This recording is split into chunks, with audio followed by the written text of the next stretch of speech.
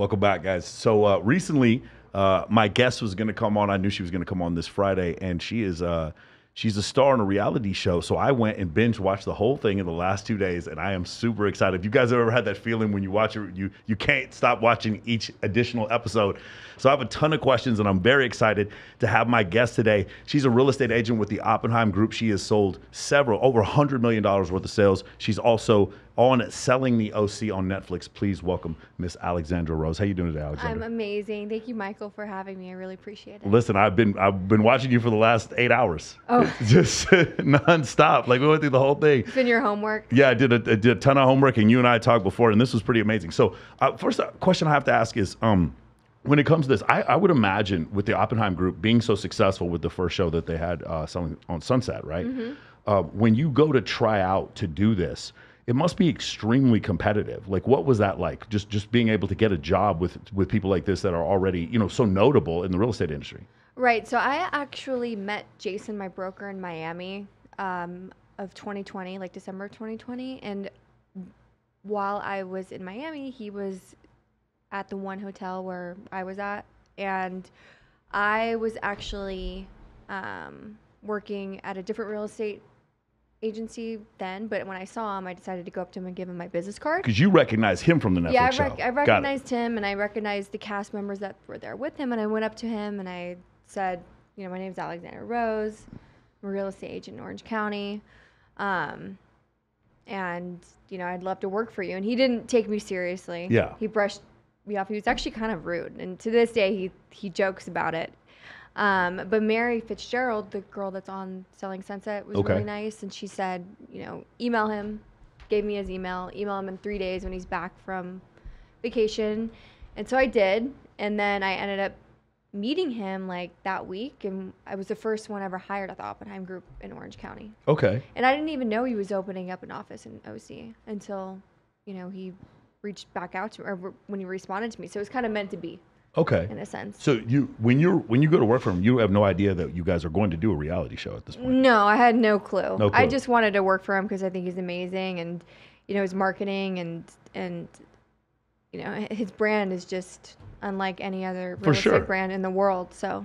Mm-hmm. Definitely, man. That's pretty amazing. So now, one thing I was confused, like when I'm watching the show, you guys are filming and then you're working at the same time. And does it get disruptive after a while? Because it feels like, you guys have to do a 9-to-5 job. There's so much stuff, obviously getting contracts done, putting things in escrow that have to happen off camera. Yep. I can imagine, does one thing get in the way of the other ever?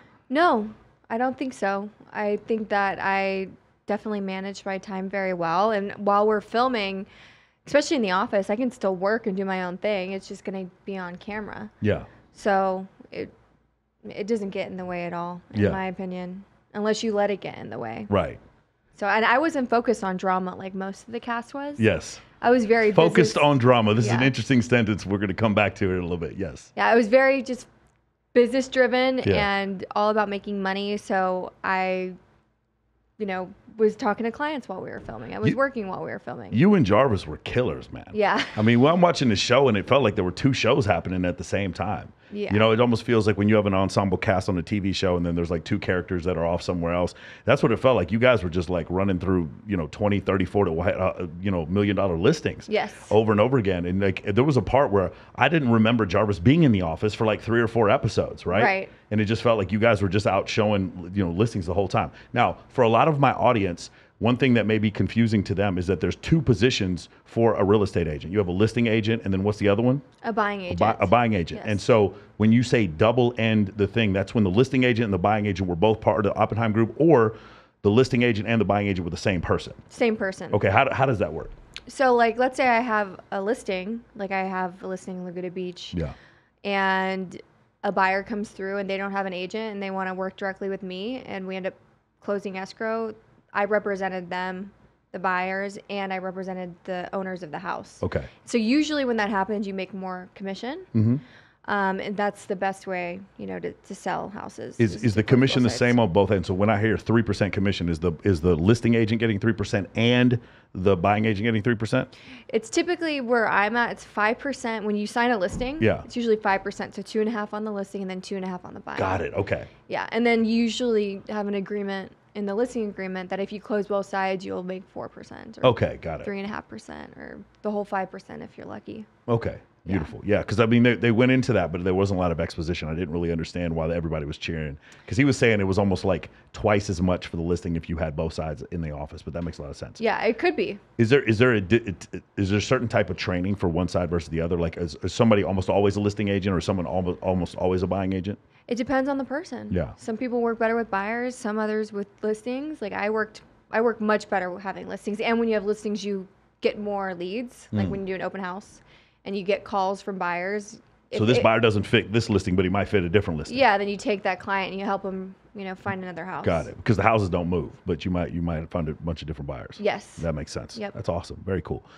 So I at first I'm confused who the characters are. By about the 4th or 5th episode, I'm like, I feel like I know these people, man. I feel like I do. Yeah, you feel like you right. know. All right. So I'm gonna. Can I ask you about all your castmates there? Yes. Okay. I would love to. First off, now from you're from Texas like me. Yes. Right. Originally from Grand Prairie. I'm from East Dallas.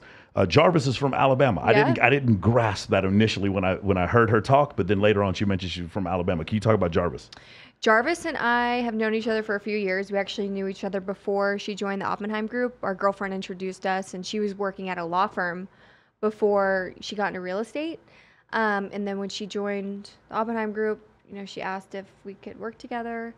And we've been like a dynamic duo since, and we've just kind of clicked. We have the same values and same beliefs, and she's good at things that I'm not good at, and I'm good at things that she's not good at. So it's, the perfect match in a sense. I have a few friends that are real estate agents that have completed their law license. Is this a common thing? Do you see this frequently? Maybe because Jason is also an attorney as well. Does she ever have some insight because she has a law degree? Yeah, definitely.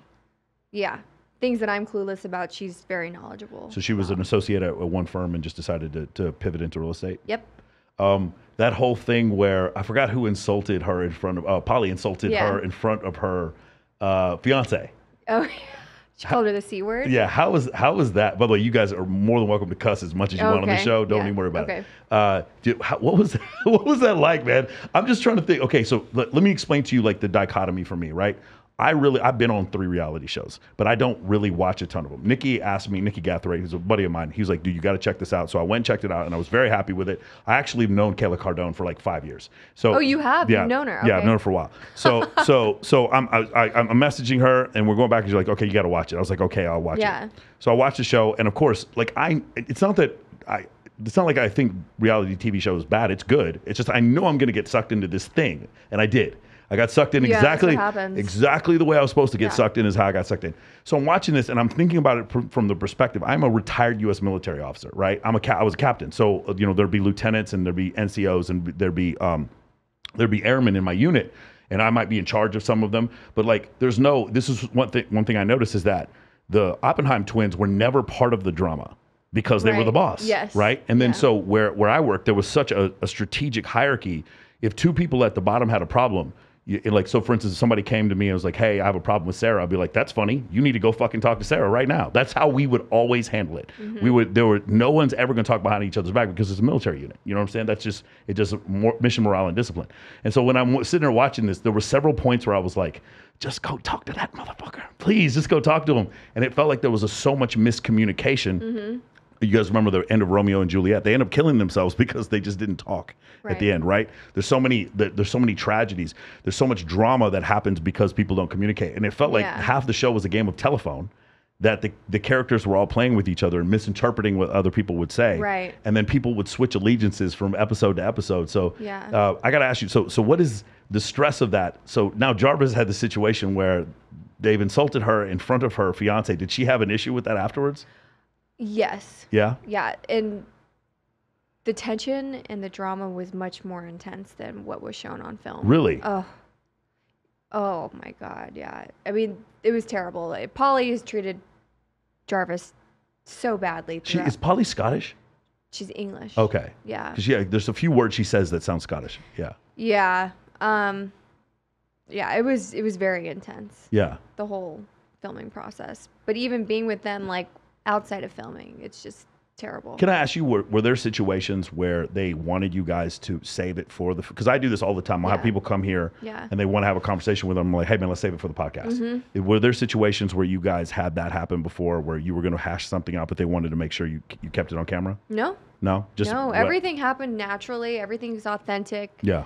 Nothing was edited in a way to make, other people to look bad or to look better. Yeah. Everybody's true colors have showed on the show. And I attest to that, and Jarvis can attest to that. So, because I remember there's one scene, the one thing where Kayla, she ends up trying to kiss Travis. Tyler. Tyler, sorry. Travis. Tyler. So I kept this wrong because Tyler and Austin are both cities in Texas. Sorry, my bad.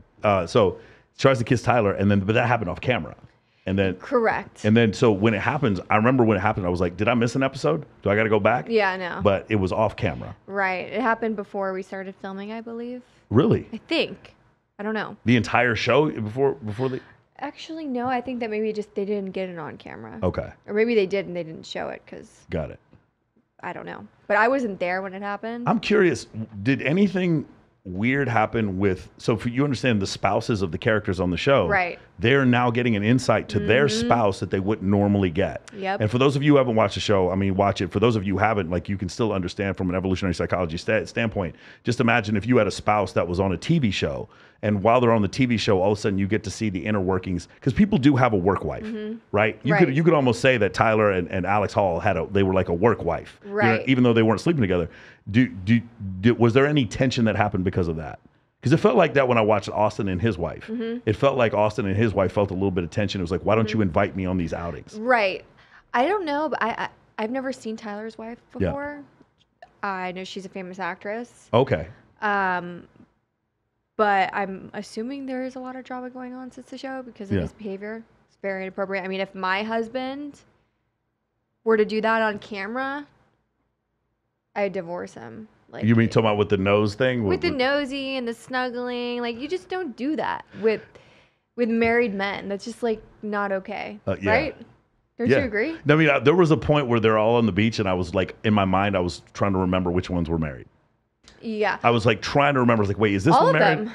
All of them? All of the men except Sean. Sean's not married, right? Sean's not married. But the other three are married. Gio's married. Yes. Okay. Yeah. Yeah. And I remember watching that, and I was like, and then, Polly just gets naked. And I was like, well, I didn't know they could do this on Netflix. I actually did not know that they could show this on Netflix. Well, she loves attention. She can't get enough of it. And it's so inappropriate to do that in front of married men. If a girl did that in front of my husband,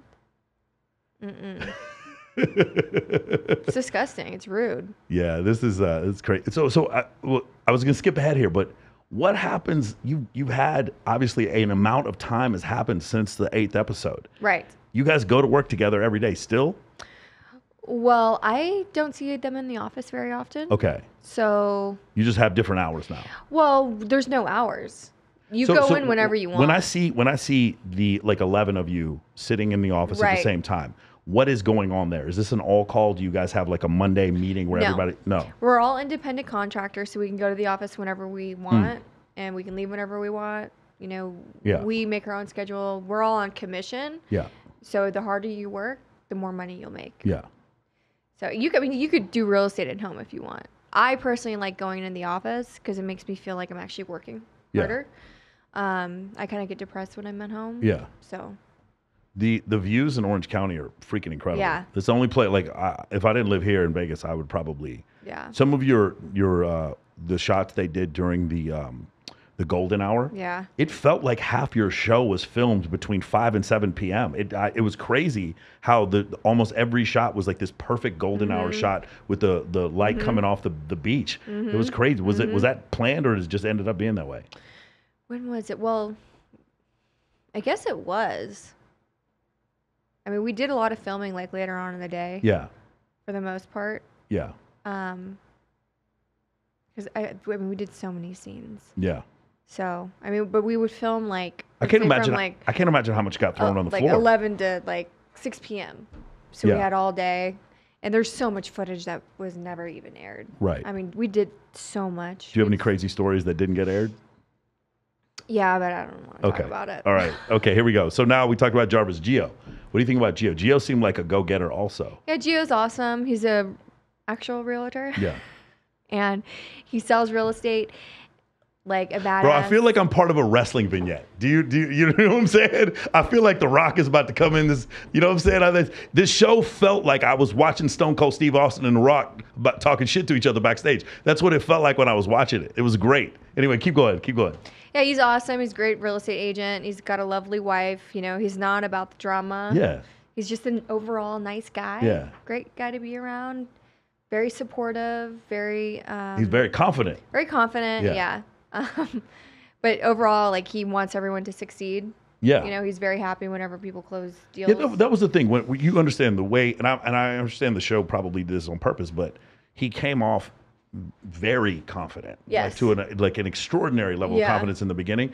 And later on, you do see he genuinely is happy for every other character when they're succeeding. The other thing that I noticed, and again, you don't even have to comment on this, but it felt like the men in the show were sort of a point of fulcrum for the women to use, meaning like the men just weren't involved in as much of the drama.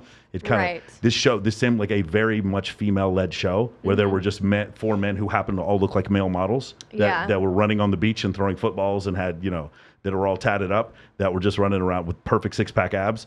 And while they were doing that, they really weren't involved in the drama. But then the girls would just, it was just almost like a fulcrum point. I thought it was very interesting. Like it almost felt like there were certain periods during the show where a girl had drama with another girl and would use one of the men in the show to like, to communicate that drama. Or Jason.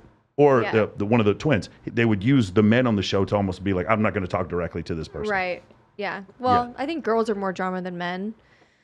And when there's a group of women together, it's not you do understand, though, why this would be compelling television, though, right? Yes. Right? It's like, it is compelling to see the $106 million listing. It is also compelling when these people get drunk at a bar and start talking shit about each other behind each other's back. I know. Like, because there is a part, like, when I'm watching the show and I'm like, if I'm a Oppenheim group, I would be a little concerned that people thought that my storefront is a zoo.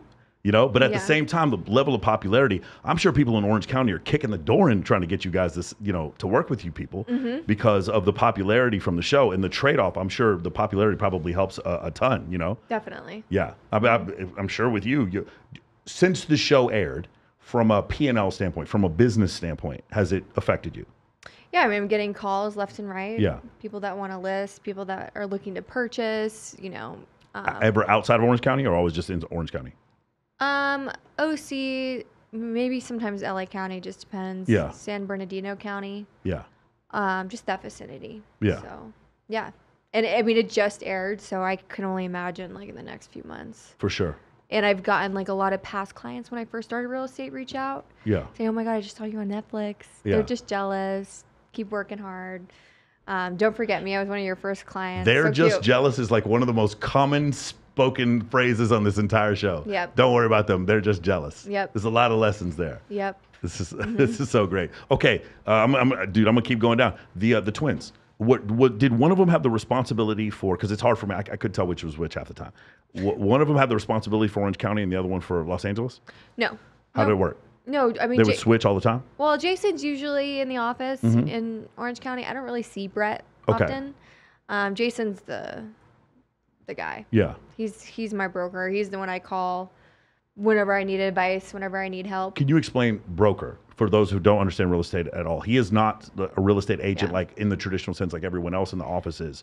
He's the broker. What does that mean? Right. So he, can close deals in his brokerage. He owns the brokerage. He has a licensed brokerage. He has the ability to do that. Okay, got it. Yeah, he has the ability to open up his own brokerage, hire agents, and that's that. Do you guys handle financing? No. No. Oh, it's Orange County. Everybody's just got a briefcase full of cash. Well, I have lenders that I refer to my clients. Yeah. But we have no in-house lending. Okay. No. Wow. Man, that's awesome. Awesome. All right. So, Kayla. So just point of fact, I'd known Kayla for a long time. She used to come to a bunch of my events. and then we were texting back and forth during the whole when I was No watching this thing, way. and I'm like, Okay. I'm like, girl, this show is toxic as a motherfucker. What's going on? But I loved it, so I would go back and forth with her. Can you talk about her? Kayla, Yeah. we started off really well as Yeah. friends. Like I connected with her right off the bat. Mm-hmm. Like I really liked her, and she asked for help in real estate, and you know how I got listings, and she wanted advice on, you know, how to network and how to prospect. So I taught her how to cold call and door knock, all that kind of stuff, and kind of took her in under my wing in a sense. And she went behind my back and, you know, spread rumors about me, supposedly from Alex Hall. Alex Hall is someone who told me. And then there was one day in the office during a meeting where I just felt this very weird energy from her, and I like pulled her aside. I was like, "Is there something wrong?" She was just super weird and rude, and I said, "Did I do something?" And she just didn't answer. And I told her, I said, "Alex Hall told me like everything that you said about me," and she's like, "I didn't say anything." And then it kind of just escalated from there, and I called her a bitch. And then Alex Hall denies that she ever even had that dinner with me. She just lied about it, and so. Record all of it. Yep. Record everything. Tape everything. That's, you know what I'm saying? So yeah, no, I saw that. You know, definitely an interesting dichotomy where it goes from one direction to another. The whole rumor, I had actually know other female real estate agents that rumor gets started about them whenever they do well. If it's true or if it's not true, I don't think it would be true. It seems kind of a little, you know, unrealistic. But the rumor being like you're trying to sleep with somebody to try to get a listing. Yep. Yeah. It just feels like it's one of these situations. Like you'd be the third person I've heard where somebody came up with something like that. Yeah. But I mean, have you heard in another office? Have you ever heard of anything like that happening? For sure. I think any female in a commission-based business is gonna get, you know, rumors that they must be sleeping with their clients because they're making all this money. Yeah. You know, it's just a typical rumor when there's a successful female, unfortunately. So yeah, I wasn't shocked. It's just rude, and it can like ruin your reputation. Yeah. Especially in a small town. I mean, Newport Beach is only like 90,000 people. Really? So, you know, once that rumor is spread, no woman is going to want to work with you if they think that you're sleeping around with their clients. I have there's a marriage and family therapist. She comes on frequently, and she's also an FHM model. She comes on the podcast pretty frequently, and she talks about there are couples that will come see her, and the wife will see her and be like, "Not her. We're not going to this because she's too pretty." Do you ever have that issue where like you'll have girls and the wife in the couple will be like, "Yeah, we're not going to them." Has that ever been an issue? I'm sure it has. Yeah. Obviously, they're not going to say anything. Yeah. But I'm sure that's been a reason why I haven't gotten listings, and I'm sure that's been a reason why many females haven't gotten listings. Yeah. Yeah. Interesting. So, you know, talk about that, and then the situation with Tyler. And he seemed like he was a newer agent, and his father was an agent before. His father's a legend. Okay. And in Laguna Beach, he's the top agent in Laguna Beach. He kills it. So I was shocked when I found out that Tyler was moving to the Oppenheim Group. Like floored, because if I were him, I'd stay with my dad. Yeah. But he didn't, and yeah. That's amazing. I mean, dude, like he's the guys in there. I imagine in that type of industry, the amount of information that you can pass down and help people who really want to learn to be able to do something like this with only 90,000 people. How many active agents are there in the whole city? Oh, I don't know. No. I have no idea. I mean, there's a lot, but active, I don't know. There's a lot of people that have their license, but. We had Jeremy Lewis came on here. He's a really successful real estate agent here in Clark County, and he was talking about something like of all the people in Clark County that have real estate license, he's like 5% of them are doing 95% of the sales. Right. You know, there's just a bunch of like previous bartenders and waitresses that have a real estate license, but they don't move any houses. And is it like that in Orange County also? Definitely. Yeah. Yeah. Because it's very easy to get your real estate license, but it's very hard to actually close an escrow. Yeah. It's hard to just get a listing. Yeah. And it's difficult to find somebody that is willing to trust you to be their buying agent. Let me ask you, do you notice in the last couple years more of a flooding into this industry because like I can't tell you at any other time in my life meeting more girls who dance at the Rhino or bartenders who are also flipping a crypto product and got a real estate license. You know, you understand what I'm saying? Yeah, I get it. I think a lot of people are seeing the glitz and glam from the TV shows and seeing, oh, I must, you know, or they probably think that, oh, I can make all this money if I get my real estate license. But they don't realize the amount of work it takes and time and patience, because most people won't have their first deal for like 6 months, at least 6 months. It took me. What are you doing in those first 6 months? You're just assisting with other people? Oh, just trying to get a deal. Hustling, yeah. I mean, what I did was I door knocked by myself for the first 6 months. Can you be more specific with the door knocking? Do you just pick a neighborhood and you're just going up there and be like, hey, if I'm here, if you want to give me your business? Well, I was with a team, and so what's great about being on a team when you first start real estate is you've got a lot of agents on the team that are already selling real estate, so you can use their sales, and especially your broker sales, and have them print out marketing material. And usually they'll print it out for you for free if you're going to go knock on the door. Yeah. And so my broker would do that. He'd print out stuff for me and say, you know, here you go, and then you could go wherever you want. But I would usually go knock on the doors where my team members had sold houses, and they were on the marketing material. And I would go door to door, and I would specifically go to streets that there was no inventory. There was no active listings, because usually when there's no active listings on a certain street, one's going to pop up. So I'd always go to those streets with no houses for sale, and I would always get a lead. And once you get the lead, you just have to stay on top of it and follow up. And how often would you follow up? I mean, probably every week. Wow. Okay. Yeah. How long? So you said it took 6 months before you got your first listing? It took me 6 months before I closed my first escrow. Got it. My first listing was for $2.7 million. Sold it for $2.9. This is Florida, or this in Orange County? In Huntington Beach. Huntington Beach. Okay. Yeah. I sold it for $2.9 6 months later, and that was my first house I ever sold. If you could go back, because there's probably a lot of people who are real estate agents that are watching this. Right. If you could go back in that first 6 month period, that thing that put you over the edge to get your first sale, what was the thing you could go back and tell yourself? Was it just a function of a numbers game, a function of patience, or was there a thing that you just didn't know and that you wish you knew back in the beginning? What do you mean? I'm confused. So you understand, like at first you're hustling, right? But there's a lot of opportunities where you're hustling and nothing's happening. Right. But one of them eventually becomes that first sale. What is it that made that one different? Was it the connection you had with that person? You just happened to be in the right place at the right time? Was it a numbers game? What was it?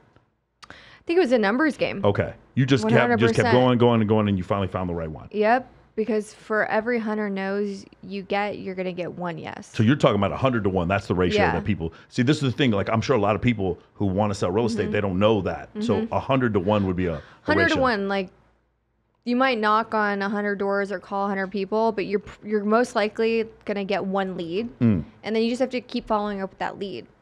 You have to be the last real estate agent that person hears from. Because if you're not, they're going to go to the last real estate agent they heard from. So you just have to keep following up. That's why you keep following up. That's the number one tip I would give new real estate agents. For you, is it mostly text messaging or is it email? Text and call. Text and call. People like to be called, I would say. They like to hear, your voice, and never say when you call a prospective client, oh, I'm just following up. Yeah. No.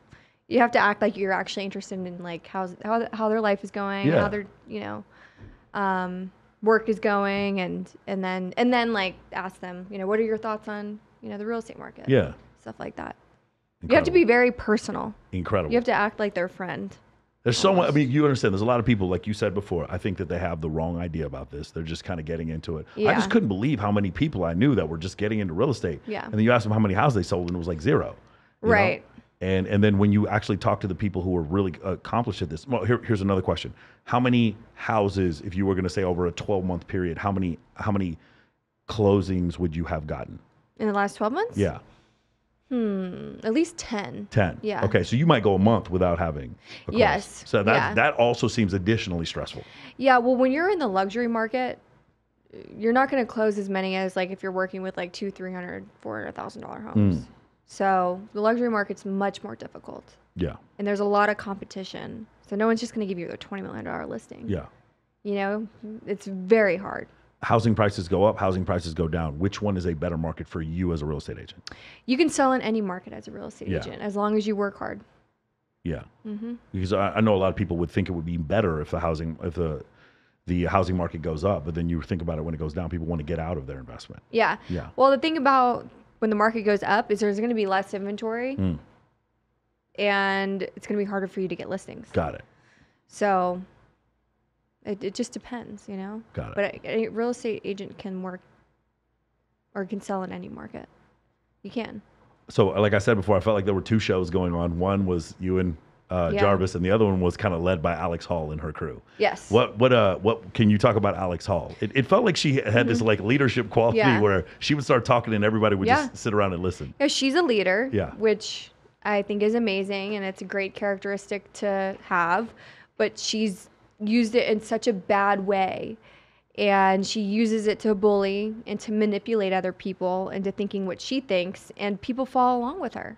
People like love her. They're obsessed with her. They want to be her friend. They want to be her, you know, teacher's pet. And that's what all of the girls and guys were with her, which I was just like floored by.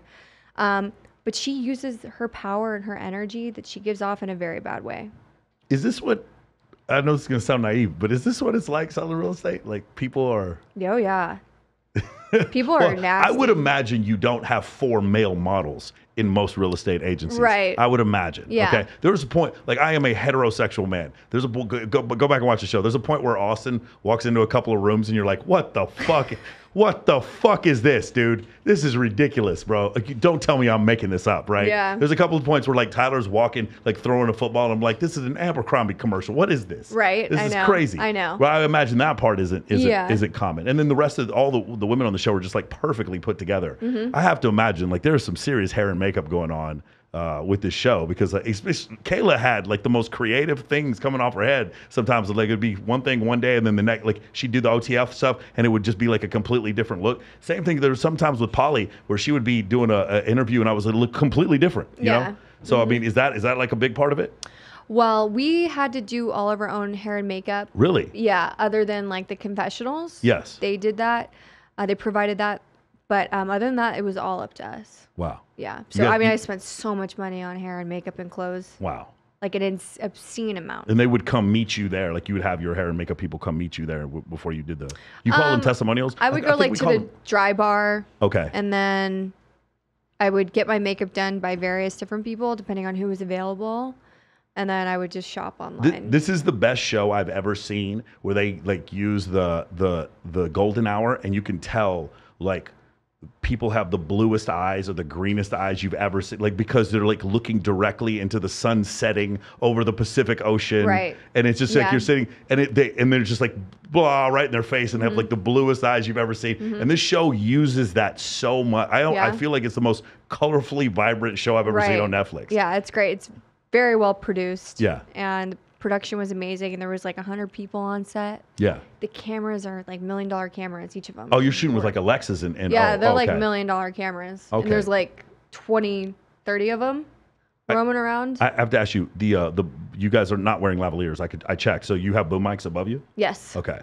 Wow, that's crazy. There's they're just normally just boom mics all over the place. Yeah. All right. Let me ask you about Sean. Sean is like the one in the first episode, he says he dates men and women. Then I don't learn a single fucking thing about him for the rest of the season. Yeah. I don't know. Yeah? I mean, can I say something? And I don't mean to offend anybody, because this was very confusing for me. I could not tell who on the show was heterosexual until the 3rd episode. I legitimately had no idea. And to be fair with you, I felt like Sean was probably the most masculine dude on the show, and he was bisexual. I couldn't figure out what was going on. Yeah. It was a while before I was like, oh, he's married. Okay, right. I get it now. Right. And by the way, it's not that I'm not trying to say that they were acting metrosexual. It's like dudes who are that good looking, and they're that like, oh, I just happen to show up to work in cardigans and this perfectly fitted shoes that I have, and these, everything was just so put together.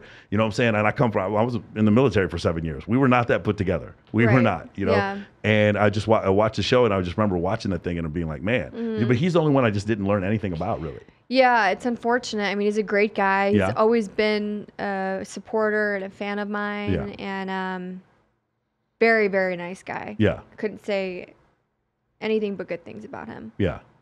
And then Polly. Polly has high testosterone, man. I love. I gotta be honest with you. Whenever she came on the screen, I was always ready for her to pop off. Yeah. You know, she reminds me of friends that I go to bars with sometimes. Yeah. And they usually end up fighting people. Yeah. You know, what her situation? Did she come from a different city? Like, was she selling real estate in England? Did she? No, she was a model. Okay. Her and I were actually friends at the beginning, and then our friendship kind of deteriorated as Alex Hall stepped in the picture. And then, like I said, all of them were followers. I would imagine Jarvis was probably a model at some point too, right? She was a model too. Yeah. Yep. She's so I don't know what the word I'm looking for. Model-like. Right. Yeah. She's super tall. Yeah. What were we talking about Polly. Yeah. So we were friends, and then our friendship dissolved after Alex Hall stepped into the picture. Alex Hall just ruined everything almost. It really did. It felt like the old WCW, like NWO thing, where she was kind of like leading this secondary band of real estate agents. She just ruins friendships and relationships. I mean, I can't imagine her past relationships, how many bridges she's burned. I mean, I've had like her ex-boyfriend's girlfriends reach out to me on Instagram since the show aired. And I'm just gonna leave it at that. I just can't imagine after all the things that are said on the show. What is it like? You have to see some of them. Sometimes I imagine you see Jarvis every day. Well, Jarvis and I hang out and talk, frequently. And we were all at dinner with Jason and the team last week, and I keep to myself, and Jarvis keeps to herself. Did it felt like the roles stayed the same when you guys had dinner last week? Yeah, I mean, I don't talk to them. Okay. We don't even amongst them. It's felt the same as well. Yeah, they don't look at me. I mean, I'll look at them to see if they'll look at me, and they will not look at me. Okay. Like, I'm like prohibited. Interesting. So, yeah, that's that. That's pretty crazy. We're not friends. So I would imagine everyone on the show has watched Selling Sunset as well, right? Yeah. And people on Selling Sunset would also be aware of everything that's going on in Selling the OC. I don't know. Yeah. I know one of the girls has watched it, but I don't really talk to any of them except one. So I'm actually good friends with Nicole Young, who's the new cast member on Selling Sunset. Interesting. So you haven't seen her yet. She's gonna be on the next season. Okay. Yeah. But when do you guys start filming the next season? Well, there hasn't been a confirmation for the next season. Hey, Netflix, look at me. Go ahead and do that. Go ahead and make that happen. You guys greenlit HBO greenlit House of the Dragon. You need to go ahead and greenlight the next season of Selling Sunset. Or I'm sorry, Selling the OC. Go ahead and do that. There was actually a guy that messaged me on Instagram and was like, "Oh my God, I love the show so much. Is there someone I can call to move things along for the next season?" Like, that's serious. Have you seen some of the things that fans have done to keep shows on the air? No. So my favorite show of all time is The Expanse. It's on Amazon. A lot of people didn't watch it because it was on Sci-Fi for 3 years, and it just seems like a sci-fi show, but it's a phenomenal TV show. For any of you guys want to check it out. They canceled it because it was so expensive to produce, and Sci-Fi just wasn't getting that great of ratings. So George R. R. Martin, the guy who wrote Game of Thrones, he started a letter writing campaign, and they started flying airplanes around Amazon Studios saying "Save the Expanse," and there were hundreds and hundreds and hundreds of people outside, like protesting to get this thing back. And then finally, Jeff Bezos, it's his favorite show. Also, he bought the show, and then they started producing. They produced 3 more seasons. Yeah, it's pretty amazing. But sometimes you see that with certain shows where people will just go crazy, and sometimes that's what the people who greenlight these shows, they need to see that. Right. You know, they need to see like ravenous fans. Yeah. You know. Yep. In order to get them to come back. Yeah. So this is the thing. Austin, it was an interesting character because I felt like whoever he was sitting next to, he was like agreeing with them. Yeah. Was I imagining that? Yeah, he's like a yes guy, a yes man. I mean, he seemed like I felt like he wasn't trying to, I did not feel like Tyler was trying to get in anybody's drama. Maybe he was, but I did not feel like he was going out of his way to do that. No, he wasn't. There were a couple times where it felt like Brandy or somebody or Alex Hall was saying something, and then Austin would just be like, "Yeah, I can't believe she did that." I was like, "Really? I didn't. Where did that come from? I didn't expect that at all." Yeah, he's a yes man. Where is he from? Or a people pleaser. He's from Glendora, California, which is about 30 minutes from Newport Beach. I actually sold a house in Glendora. How many houses have you sold since the show came? Oh, well, actually, wait. It came out. Yeah. How long ago did the all 8 episodes come out? Last week. Last week. Last okay. Wednesday. Oh, wow. So A week ago. Okay. Yeah. So this is Just came out. probably isn't going to take off, or you like you I've said been before. like addicted to my phone for the past week. Yeah. So, you know. Nice. I haven't really been doing real estate. Well, I had a listing appointment yesterday, which is good. Yeah. I can't imagine like how much this would affect your brand. How awesome that would be. Yep. Pretty cool. And then Brandy, it's interesting. Like she's married to a former basketball player, and she had Darren Collison. I was a fan of his playing basketball when he played at Oklahoma City. It was really interesting watching some of the listings that he had. It was interesting because the listings don't just go up on a linear pattern. It was you'd have a 2 million and a 4 million, and then all of a sudden you're at 20 million. Yeah. And then you're at 100 million. Yeah. You know, it didn't feel like there weren't a lot of 70 and 80 millions. Right. They were just like, it would just go like a hockey stick. And it felt like certain agents got a hold of certain type of listings and other agents got a hold of other type of listings. Right. Is that something you build up towards?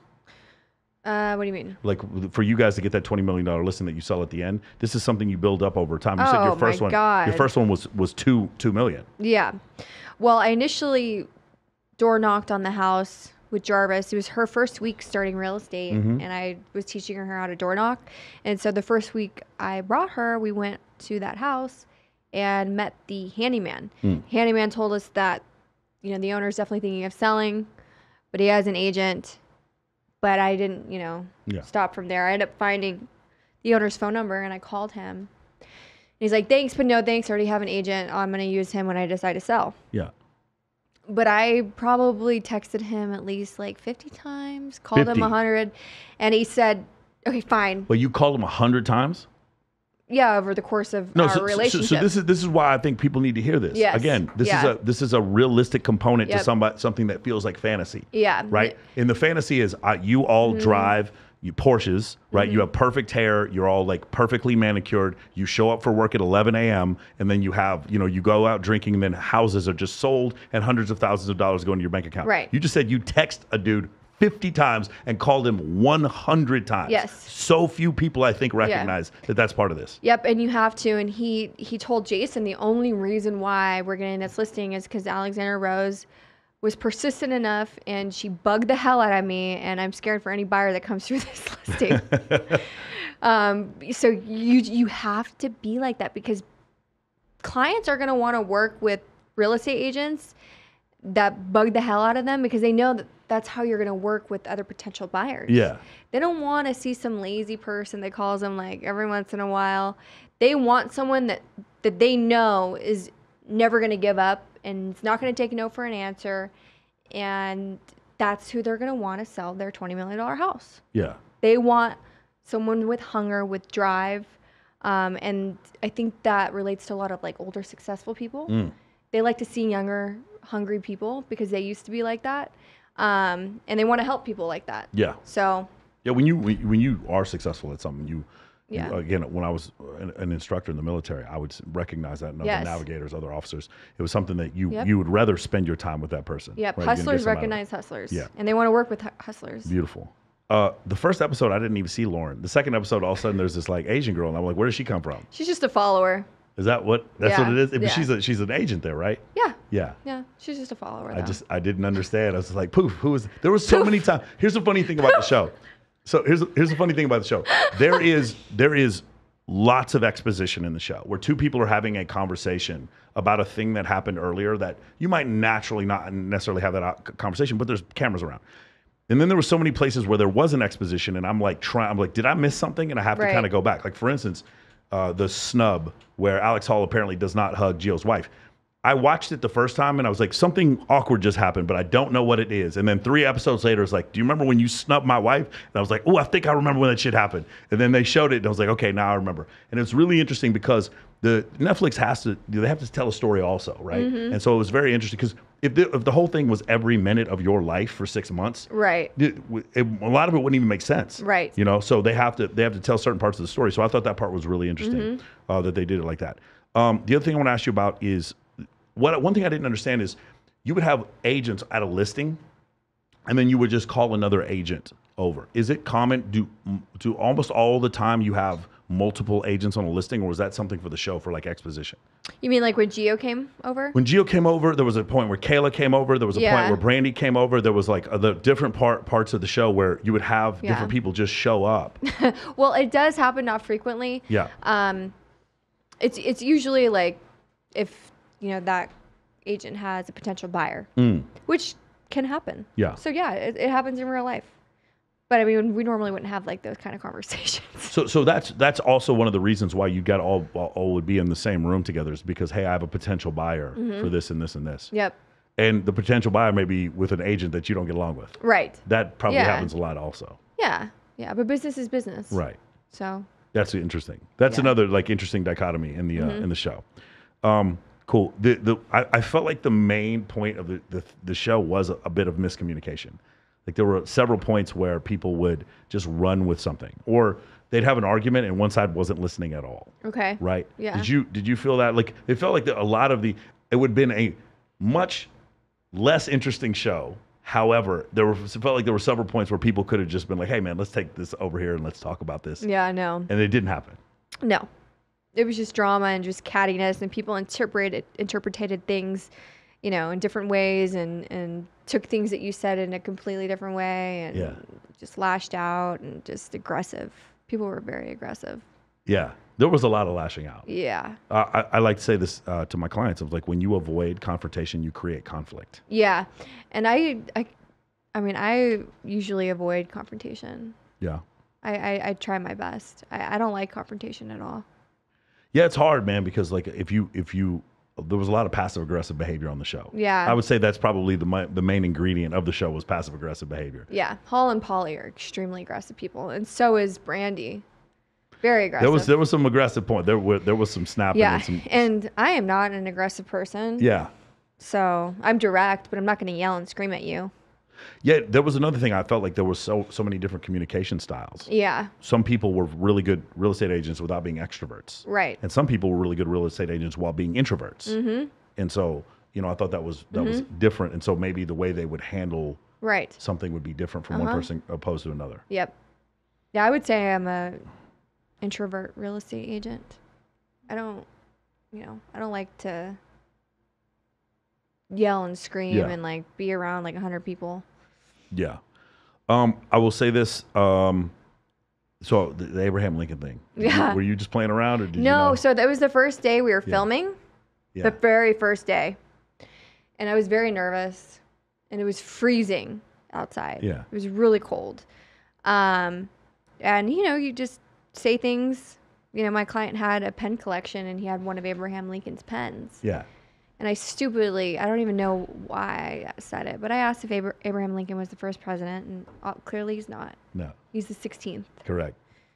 George Washington is the first president. Correct. Yeah. So it was just nerves. No, for sure. A brain fart. Happens to me all the time. Yeah. Happens to all of us. So, but they caught it on camera, which is great. Yeah. I mean, it is definitely, that was something that was memorable. Mm-hmm. Yes. So now let's switch things. So I put a Cowboys helmet back here for you. Oh. So you grew up in Grand Prairie. Yes, I was born in California in Orange County, and then moved to Texas when I was 10 years old. Okay, so I want to piece all this together before we get to the situation with your family. Born in Orange County, moved to Texas. Yep. Why Grand Prairie? Is that where were you with your biological parents at this point? No, my adopted parents. Or your adopted parents. Okay. Yeah. So you go with your adopted parents. You're living in Grand Prairie, and you have other siblings with you. Yep. Okay. Mm-hmm. And when you're doing that, you go to high school there? Yes, I went to middle school and high school. Okay. I went to elementary, middle school, and high school. I left when I was in like 4th grade. Yeah. To go to Grand Prairie? Yep. Mm-hmm. Did you like it living out there? Is that why you're a Cowboys fan? Because you did not like living out there? No, I mean, Grand Prairie's like, it's not the greatest place. I mean, it's a great place to like raise a family. I went up. Dallas, like, downtown Dallas is great. Highland Park is great, but. How old were you when you left? I was 18. Okay. Yeah. So you did get to hang out a little bit on McKinney and Deep Ellum and all that other stuff. I did a little bit. I did. And I loved it over there. Yeah. But I didn't live there. And then what caused you to move after that? When I was 18? Yeah. Just wanted to get out of Texas and go to California. Was the initial idea to go right back to Orange County? I moved to Long Beach. At what point you're in Miami though? How did that end up happening? Miami. Didn't you say that's where you met? Well, I was there on vacation. Okay, got it. Yeah. Okay. I was there for New Year's. Okay, so you go to California and you decide. You said you're 23 when you decide to start real estate. Yes. Right? What's going on between 18 and 23? Are you going to college somewhere? What was the decision making process there? Yeah, I went to community college in Long Beach, and then I ended up getting my degree online with Grand Canyon University. Okay. And I was working at Nordstrom from 18 till 23 years old. Nordstrom's 18 to 23. You said initially you were doing it in Dallas, and then you moved. You moved over to California. Yeah, I transferred. I've been to that Galleria one many times. Yeah. That place is crazy. Yep. Yeah, the Galleria, North Dallas. Yeah, for sure. So then you moved to Orange County, and then what goes on in your life that caused you to decide I want to get into real estate? Did you meet some people that you looked up to? What was going on? I had a lot of people tell me that I should get my license when I was working at Nordstrom. Because you're good at sales. Yeah. Okay. And so I kind of took it to heart, and I ended up getting my license, and the rest is history. So. Your parents, you had an estranged relationship. At what point did you know who they were when you were living in Texas? Your biological parents. Well, so I knew I was adopted my whole life because, I remember things when I was younger, and, going in and out of foster care. And so I always knew, like, I was adopted. Like, it was just, but you couldn't hide it. Of course. You could hide it if you were adopted when you were a newborn. But you can't when kid gets adopted, like, for at sure. 5. So, yeah, I knew my whole life I was adopted. Do you believe that growing up in foster care caused you to have a little bit more self-sufficiency than other people? Maybe. Yeah. Maybe. Yeah. It could be. Well, you're pretty squared away. I feel like you missed an opportunity to be a military officer. Why? You just seem very squared away. Oh, that's funny. No, I would not want to go to the military. Hey, listen, don't knock the Air Force till you try. No. It's pretty nice. I don't want to. Pretty nice. All right. So now, in this situation, you go to college. 23. You're working in retail. Yes. Right? That's a pretty common transition, I believe, for somebody to be really good at retail, yes. or even somebody to be really good at, like, maybe selling cars. Yeah. And transition over to real estate. Yep. So what is that like? You transition over, and your first brokerage is not Oppenheim. You're working for somebody else, or was that the first place you worked? Yeah, I was actually working with a guy. His name's Kevin Sturdivant, and I was an intern there. And he's the one who really taught me how to cold call and door knock. And then I ended up leaving like 2 months after I was working with him, and then I went to Sotheby's, Pacific Sotheby's, and started working there with the team, and that's it. And then I ended up going to the Oppenheim Group like 3 years later. Yeah. Were you tenacious to try to get that job with the Oppenheim Group like you are trying to sell your houses? Oh, yeah. I can't imagine how many people are trying to get a job with them Yeah. now. Oh, yeah. Yeah, Jason said the only reason why I got it is because of my tenacity. Yeah. So. Yeah, I just feel like a lot of people, that is, because you can't show that on the show. It's a 30-minute show. You can't show tenacity in 30 minutes. No. Right? You have that has to be something you expel out later. Yeah. Mm-hmm. Beautiful. Yep. Awesome. So, all right. So now you do that, and by the way, you said you thought about being a veterinarian? When I was younger, yeah. Yeah.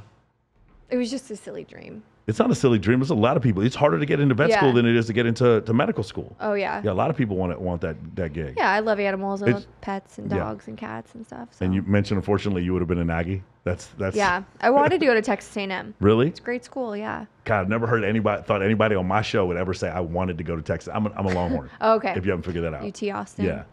Yeah, that's crazy. Okay, all right, nice. And then you mentioned before you total 100 million you've sold? Over 100 million. Over 100 million? Yeah. How much of that was before Oppenheim? More than half of it, probably. Can we? I guess maybe what I'm coming to. So now you're 23. Can you maybe kind of graph for us how we get to 100 million from then to now? The first, I run a business right now. We hit our first 7 figures in 10 months. And then from there, it kind of exploded. It was kind of like a hockey stick. And a lot of my friends who have scalable business like this, there's this point of inflection where everything just kind of blows up. Right. Was that what, like, for you, or is this a steady climb to 100 million? Or we start off slow and then then all of a sudden it's exponential and every listing is 20 million? What is that like? I mean, it's been a long journey. Mm-hmm. You know, I mean, there was a point in my career where I had like 10 listings, And then COVID happened, and then 9 of those houses fell out of escrow. You know, it's a really tough game, real estate. You have to accept rejection. You have to be patient. Don't expect to close every deal. Yep. Don't expect every client to, you know, stick with you. It's been very up and down. I mean, I had 2 $20 million listings last year, and they ended up going into litigation because of something with the owners, and I lost those 2 $20 million listings. Like, interesting. So, no, I mean, it just fluctuates. This is way off of topic. Are you aware of 10979 Shellen Road, the Dan Bilzerian's old house? Yes. The Ignite Party house? I've been there several times. Yeah. So Dan's story is this, and he talks about this in the book, and maybe you can talk about this. So he was paying $300,000, it's 200 something thousand a month in to rent to own. And then he had a $5 million option to sell it if anything passed. Don't quote me on this. I believe anything past 60. They got an offer for $95 million. Wow. And then the owner said, "Oh no, you're not keeping this other $30 million." And so they went into a legal proceeding over that. Have you heard of anything like that? No. Have you been to the house? No. It's ridiculous. Yeah, I'm It is like being in a freaking cruise ship. I would go party there, and it was just like we'd get lost. Yeah. It was unbelievable. And Dan had he had 2 sections in the house that were kind of partied off, like sectioned off for him, where nobody else could get in. And then the place where the master suite is, there's 2 fingerprint locked doors, and then there's an escape hatch to get out of the house that you slide down this pole, or you go down the circular stairway to get to one of your Bugattis and then just take off. Yeah, that's nuts. The house is madness. The bathroom, the master bathroom, was bigger than this whole studio. Wow. It was crazy. Like, it was when we'd hang out there, and I would I'd see Dan for like 5 minutes, and I wouldn't see him again. And I'd bump into Machine Gun Kelly and then Logan Paul. Those parties were madness. Yeah. And that house was built. Have you ever seen this? I'm sure you probably don't get this too much in Orange County, but houses that were built for parties like this, that house was built to be destroyed, and then but it was indestructible. Yeah, I've not in OC. Yeah, but have you seen it in Los Angeles before? I've seen pictures of it. Yeah. Yeah, it's a party house. That is it. Everything is a right angle, and every surface is cleanable. Wow. Does that make sense? Yeah. Okay. And then there's no grass. Everything is AstroTurf. Okay. So the whole place is like just made to just be pounded on. I've never seen a house like this before, and it's built into the side of a hill. That was some of the craziest nights I've ever had in my entire life. Oh, I bet. And I just always wonder what the real estate agent must be like, because I'm sure it's probably over $100 million now that somebody's getting, and they're still in litigation with it because they let Wish then rent the house out, and they started using it as a content house, which is another thing. You probably don't have a ton of those in Orange County. LA is like filled with these content houses, right? You know what I'm talking about? These content providers, they'll sit there, they'll go there, they'll do workouts there, and they'll do all this kind of crazy stuff, and they'll post on TikTok, and it's just all the people are there just strictly to create content. But I guess that's probably not a big thing in OC. No. I'm moving to OC. Really. Done. I'm moving to Orange County. Yeah, Orange County is not really infiltrated with influencers and models. That's more the LA scene. Yeah.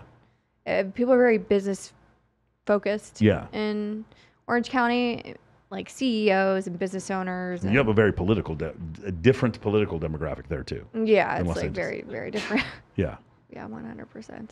Interesting. All right, awesome, man. That's very cool. Sorry to go off topic there, No. but the whole thing where he had paid for a $5 million option to buy the house, and then the owner was just like, "No, this is too much money." Yeah. And just basically reneged on the option. That's insane. That's pretty crazy. Where does he live now, Dan? Dan lives about 4 blocks that way. Oh, he lives here? Yeah, he lives. I was going to say the name of the street, but I'm not going to do that. But yeah, he lives. He's come over here and done a few episodes. Oh, okay. Yeah. Nice. Yeah, Dan lives right over there. He's always had a house in Vegas because he doesn't want to pay taxes. In California. So he's here over half the year. Okay. Yeah. Do you have that, by the way? You have clients that have houses in states where they don't have to pay taxes? I'm imagining Florida or Nevada or something like that.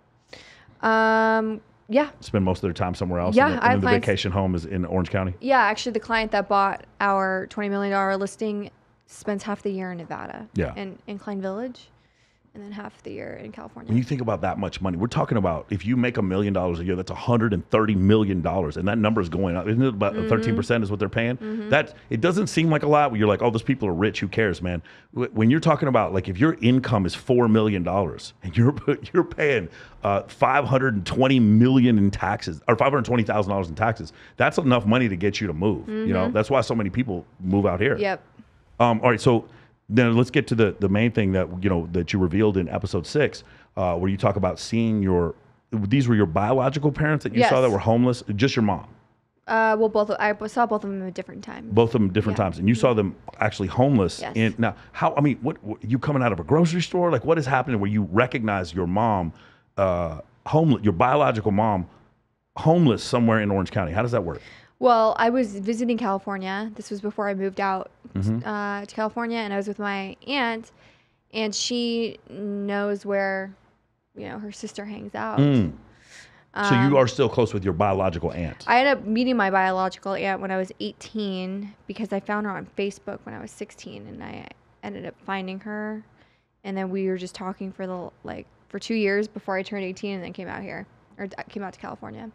And so I was interested in, meeting my biological mom, and she knew where she hung out, and she usually hangs out in the same areas. Homeless people usually stay in the same area. Unless it's LA, in which case it's all the areas. Yeah. So, we were driving, and she was lying on the side of the road with a cart full of stuff. Yeah. She was just sleeping, and we went up to her, and she, stood up, and she I think she knew who I was, and she just couldn't look at me in the eye. I couldn't imagine how embarrassed you would feel as a mother. So my aunt had to give her $20 for her to talk to me. And yeah, it was very awkward. This is the only time you've had an encounter? I ended up seeing her in jail once after. Did you have to bail her out or something? No, I just went and visited her. Okay. And she's in and out of jail all the time. So, yeah. Did you have any questions? I mean, this is still your genealogy. Did you have any questions from her about anything that, happened in her life? Yeah. I mean, I know a lot that has happened in her life. Some people take pain in a different way. It's really unfortunate, and they become very self-destructive. That's what a lot of people do when they go through adversity. And, she took a really bad road in her life, and it's very sad. So. Your father? He's homeless. I ended up meeting him, and he came on his bike, and he was very awkward, and he was shaking when I met him, and I did not feel comfortable around him. And I know things that he's done, to my biological mom and to, myself and my brothers, and he's just a bad man. And he, I guess homeless people have phones, and so he's found me. In California. Yeah, in California. California, they absolutely have phones. And in California, they have cars, they have places to live, they have tents, yes. Yeah, and he had found me on Facebook and messaged me. I ended up deleting my Facebook and blocked him. And then he's found me on Instagram, and he's sending me tons of messages. And I blocked him, and then he creates a different account, and then he goes and says, "Why are you shunning me? You're the one who's bullying me. I'm your dad." I'm like, I don't respond, but it's you're not my dad. My dad is the guy who adopted me when no one else wanted me. You're just a sperm donor. And he actually reached out to Alexandra Jarvis and messaged her. So I told her to block him, and I just recently blocked him again, and he's still created a new account to try to talk to me. Yeah. But he's not my dad, and I mean, he is my biological dad, but, he's not my dad, so. Wow. Yeah, I can't even imagine. Yeah. I felt very uncomfortable when I was near him. Yeah. And I won't ever want to see him ever again. Are you still close with your adopted parents? Yeah, my mom, she's in Texas. Okay. Yeah, we talk frequently. We've had very hard times in our relationship, but I'm trying to get closer to her. Yeah. So. Something a little bit lighter. I'm going to tell you the part of the show where I actually was yelling at the TV. Yeah. What do you think it was? It had to do with you. The most audacious, most insane part that had to do with you of anything on the show. You can't think of it? When I told Polly to take her sunglasses off? That part, that really wasn't. I wasn't screaming at the TV for that. When we closed the $20 million listing? That was awesome, but that wasn't it either. I don't know. Brandy can't see you, and she is straight up talking shit about you right next to you. Oh. That shit was, he's like, yeah, you know, and Rose and fuck her and all this kind of stuff. And I'm like, girl, she's right there. I'm like, me and my friends are looking at TV. She's right there. She's standing right next to you. And then all of a sudden, they're like, did she not see her? What is going on? I was like completely blown away. Yeah. And then she's like, oh, I didn't see her. And you're Yeah. like, and you go, I'm sorry, what? What are we talking? You went up there, yeah. What's going on? What are we talking about right Yeah. now? And I was like, man, what in the world? I remember that part got Yeah. me riled up more Yeah. than anything. I was like, man, what the fuck is going on Yeah. here? Yeah, she's got a loud mouth, and she's not a nice person. And I have no desire to be friends with someone like that. She just talks crap, and she's just obnoxious. She's just like Alex Hall. In an office like that, how what's the turnover like? How many of these people are going to stay real estate? I would imagine you believe that it would be you, Jarvis, and Gio for sure. Yeah. How many of the people in there do you think are going to be real estate agents 10 years from now?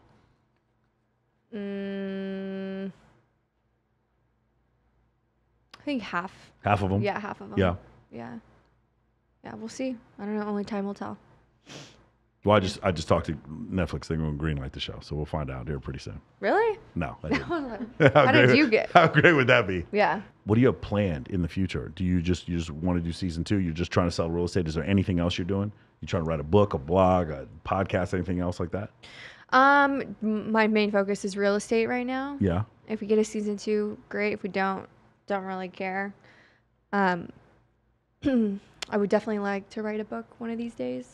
So that's definitely a goal of mine. That's a hard thing to do, man. Yeah. That is a really hard thing. COVID actually helped a lot of people write books. Yeah. Because they finally had some time off that they've been waiting for forever. you know? Yeah. Yeah. So we'll see.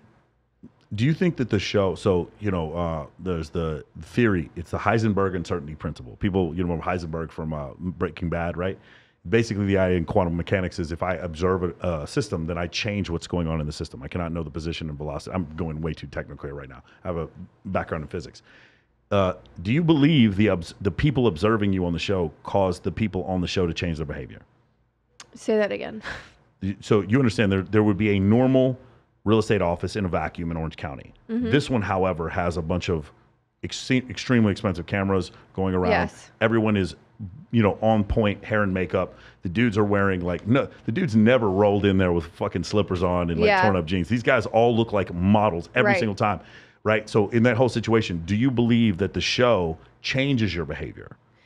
No. No? No. I was always authentic. I think maybe some of the people, it changed them. Do you think it would change the way you dress? Yeah. Or when you do the confessionals and stuff like that? Yeah. I mean, during the confessionals, we have to be all glamorous, wearing the nicest stuff. But I mean, I was very authentic, very real. Who I am on camera is who I am in real life. Like, I've been getting a lot of comments that say, like, I'm a little bit awkward, socially awkward. And I am. I am a little bit quirky of a human being. Well, and it shows on film. Yeah. And that's and I could see that now. Like, when you see yourself on TV, you see, like, who you are. Tell me Like, about it. you, Yeah. like, I see myself interacting with other people. I'm like, oh, yeah, I am kind of awkward. So I think the thing is, you're an introvert. Yes, I am. In a job that requires excessive amounts of communication. I'm not an introvert when it comes to business. Correct. When it comes to making money, I am a social butterfly. Mm-hmm. But when it comes to, like, having a small talk with these idiots, I get awkward and I don't want to talk to them. And I am very uncomfortable around very loud, obnoxious people that think that they are, like, God's gift from heaven. And it shows. I'm sure you can tell. Like, I was a little bit awkward.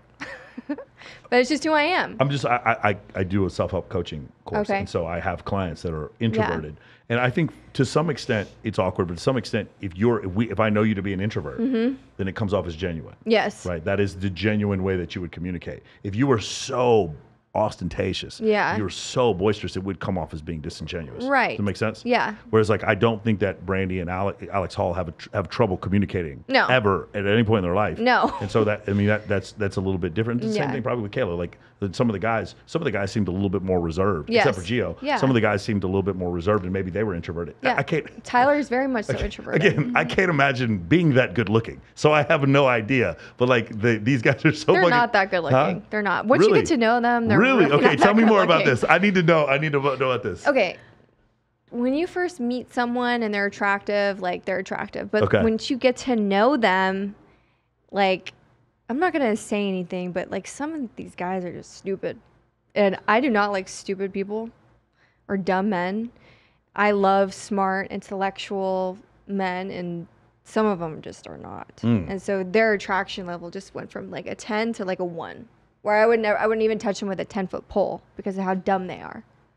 So that's all I have to say. I am shocked and stunned. I'm just kidding. That's awesome. What a great answer. Yeah. What a terrific answer. Awesome. So now here's the thing I want to ask. There seem to be so many social engagements. There's a sushi night, and then there's like, I wish my job was like this, right? We don't do, what do we do? What do we do here at Sticky Paws, You guys right? go to Denmau. Yeah, we do. Oh, no, we're going to Dead Mouse tonight. I'm taking you guys to Dead Mouse tonight.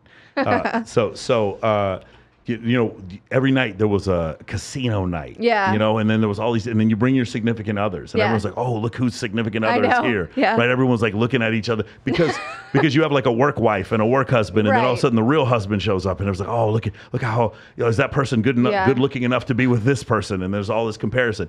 And I'm just curious, was that part like it felt? Was it every week you guys were doing something social together, or was that just compacted for the show?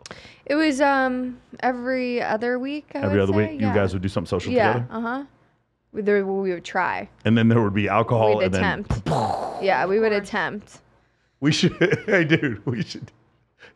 Chase, we should do that, man.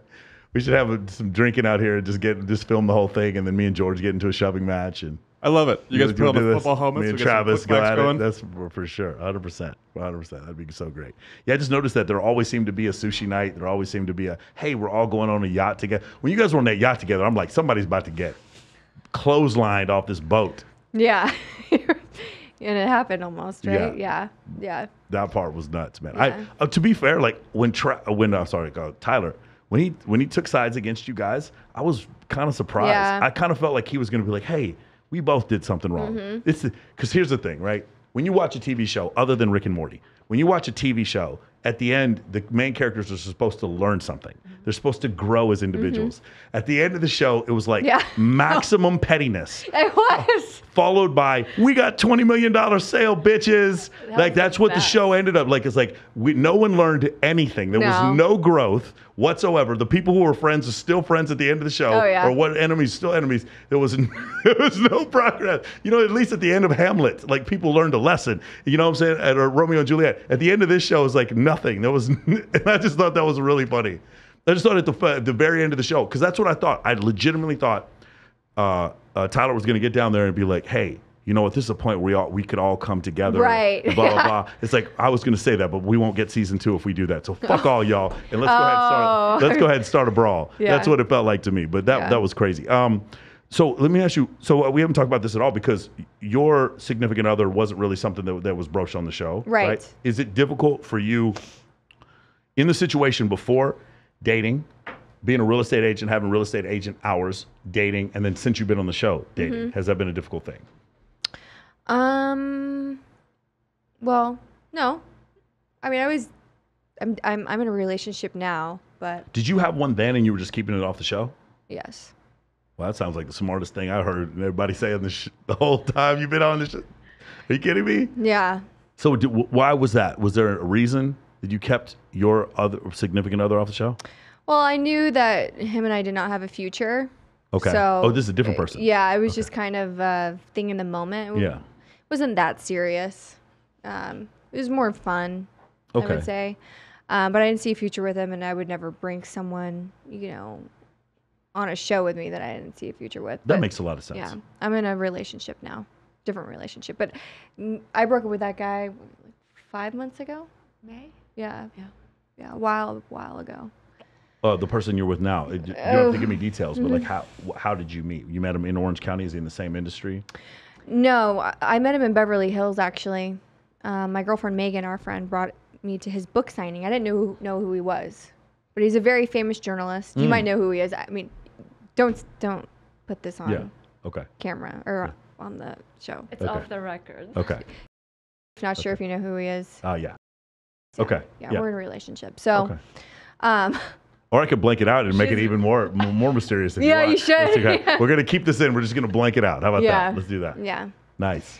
Yep. I read everything. So okay. Yeah, that's why I got books up here. Okay. Have you ever read anything on evolutionary psychology? No. That is the main theme of the show is that we talk about humans as evolutionary creatures and like why all of our, for instance, like you understand you have blonde hair. It's impossible to keep blonde hair naturally past the age of 35. No, even the most Nordic women in the world, they can't. So it's a sign of youth. Okay. Having like if you look at a woman from behind and any of her hair, she has extensions, you cannot tell her age. Right. It's a sign of age. That's the reason evolutionarily why women will have like long blonde hair. That's one of the reasons why. It also shows for at least the last 3 years you've been healthy, right? Because your hair is healthy all the way down. That's essentially from an evolutionary standpoint. Also, there's Satoshi Kanazawa has this one book. He talks about people with blue and green eyes are more attractive because you can actually see their pupils dilate, which is with me you can't because my eyes are almost black, right? So there's these different things that come on V-shaped torsos in males, women with a hip to waist ratio, all this kind of stuff that comes from evolutionary psychology, and then the difference between Homo sapiens and say like primates.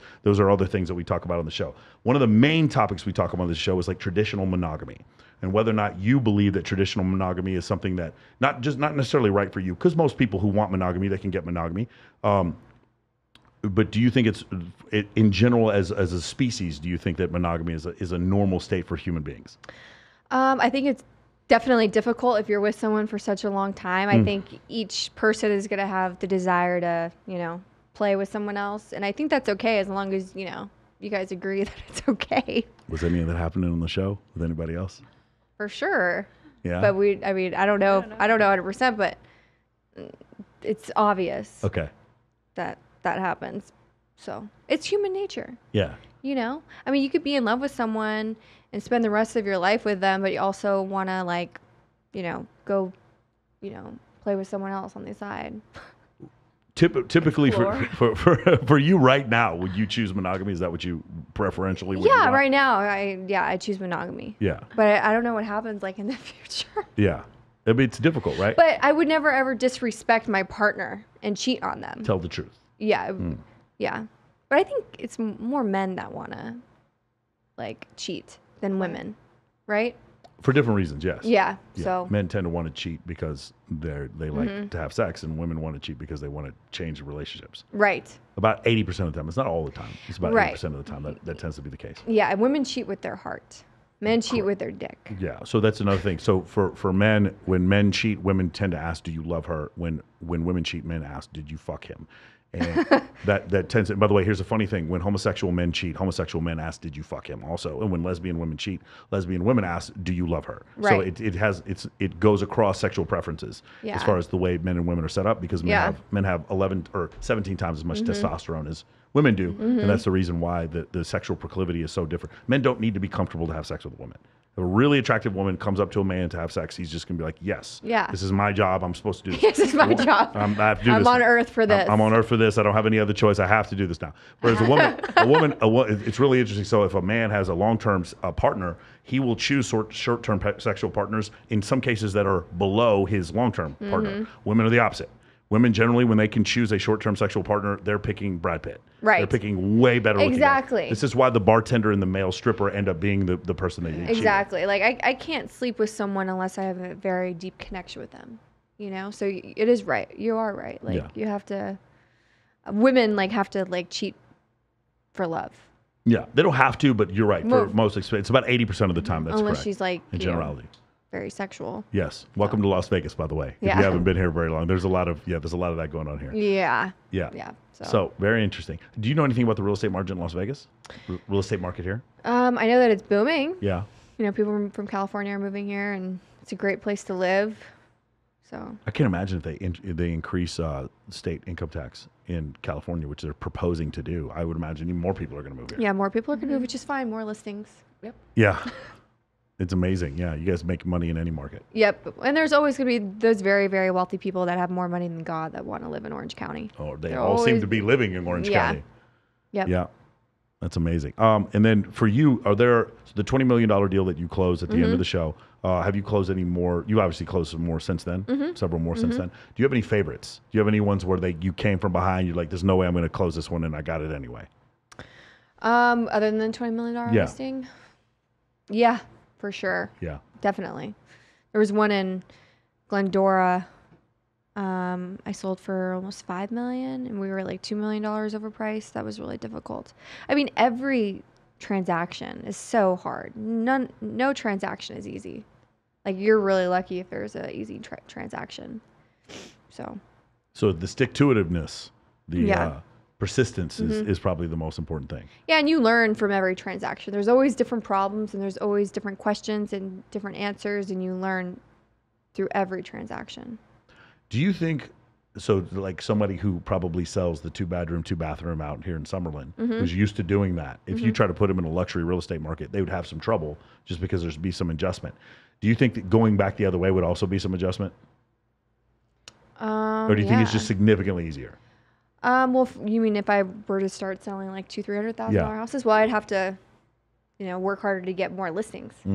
So I'd have, if I want to be making, or if I want to be selling $5 million, how many $200,000 houses I'm going to have to get listed? Yeah. So it's going to be more work. A function of volume. Yeah. Do you use social media for real estate? Yeah, I post my listings. Yeah. Yeah. Has that been helpful for you? Because I saw you showed Not the really. closing. Really? It hasn't been helpful? Not a lot of qualified buyers on Instagram? Well, maybe now that I have a following, it's going to be helpful. But my brokerage's page has like 500,000 followers. So I think that was more helpful. So. Oh, the Oppenheim group has. Yeah, they have a lot of followers. So whenever we would post on that page, it was definitely helpful. But now that I have more of a following, I think it'll be very helpful. Incredible. This is great, man. I thought really eye-opening, the two sides of it, having be on a reality TV show. And you very much willing to speak your mind about your coworkers.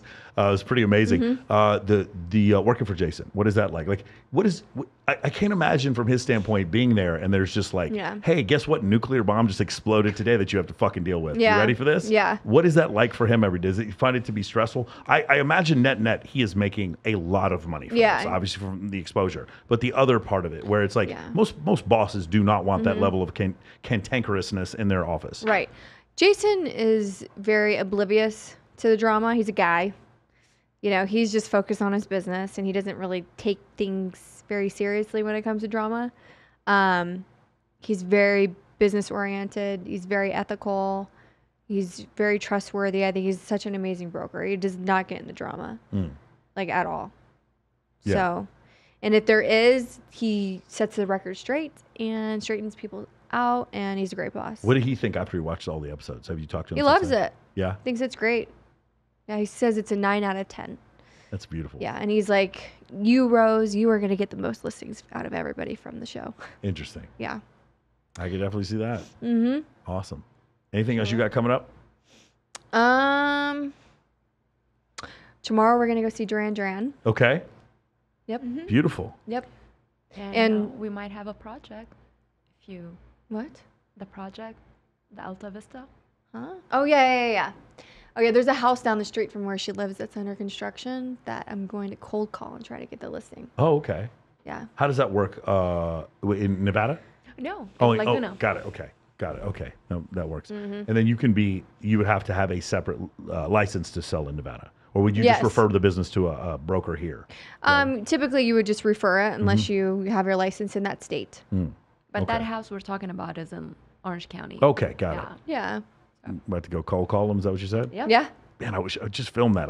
Because there was no walking the pavement or cold calling on the show. Yeah, I'm going to do some motivational videos and some tips and tutorials about cold calling and door knocking, because there's been so many people asking me, can you please do videos on how you do this and that? And I think that it's going to be great if I do it. She actually does it. Like one time, I remember that day, I dropped her off at the office, and then like, hey, you want to grab lunch? And she's like, yeah. I pick her up, then we go to grab lunch, go back, and I'm like running errands, and I drive by the office after 5 o'clock. She's sitting there, and I text her. I'm like, you're still calling? She's like, yep, calling nonstop. Yeah, it's the moments when you push yourself beyond your limits. There's something about it when you are tired and you just want to go home. If you just like sit there and like make a few more calls, I swear to God, like the universe like will put a lead in your hand. Rewards you. It's the moments that you push yourself past your limits is when you'll find you'll succeed. I remember I'd stay in the office before I was at the Oppenheim group with my other brokerage till like 7 or 8 p.m. No one was there. I had no friends.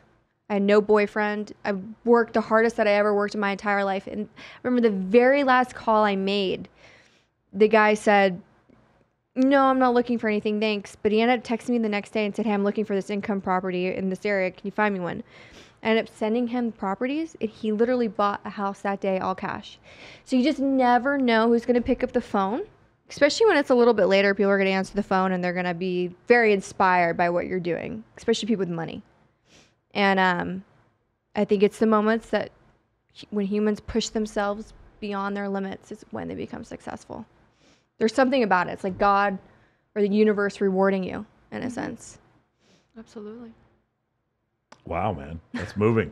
Okay, That's good. great. Good. That was good. No, I thought it was really good. By the way, there's the TikTok clip, Shar. Beautiful. I love it. Aw, good. Awesome. Guys, that was really great. Hey, thank you guys for coming out all the way out here to Las Vegas to do this. Of course. I really do appreciate it. I did not know what to think initially. I was sucked in. I was very sucked into the show. Had so many questions I wanted to ask you. Is really great. And hopefully, you guys get season 2, so I can binge watch that in 2 days real quick and take a bunch of notes. Have all 11 of you in the office at the same time and give you guys bananas to throw at each other. That's what we're gonna do. Bananas. I'm excited. All right, man. Thank you guys so much for joining us. Hey, by the way, 100,000 downloads on Spotify and Apple. Man, I cannot believe that, because the people on Spotify and Apple, they watch the entire episode. So I want to say thank you, man. I really did not, especially because I have so many models and influencers on here. I thought all my traffic was going to be from YouTube, but that was incredible. 3 million impressions last week. Listen, man, I'm just a dude with no blue check mark and I don't even have fake boobs, and people still be watching my shit. I still can't believe this. You know what I'm saying? I just look like this. I'm from East Dallas. I can't believe so many of you have joined me on this journey. So I just want to say thank you. I'm holding on by my fingernails. You are not going to believe who I have next week. Stay tuned. I've got so much more coming your way. Really happy that you came out here, Alexandra Rose. I didn't even know who you were a week ago, and I've been now watch your show, and this is so great. Say it again. Mirna. Thank you so much for coming out here, providing some context, and really, really great time. Thank you all you guys at Sticky Paws for helping me out all these times, man. We're coming up. Pretty soon, we're going to get to 75 episodes here pretty soon. So I really, really appreciate it. Thank you guys. Please like, share, and subscribe, and I will see all of y'all next week.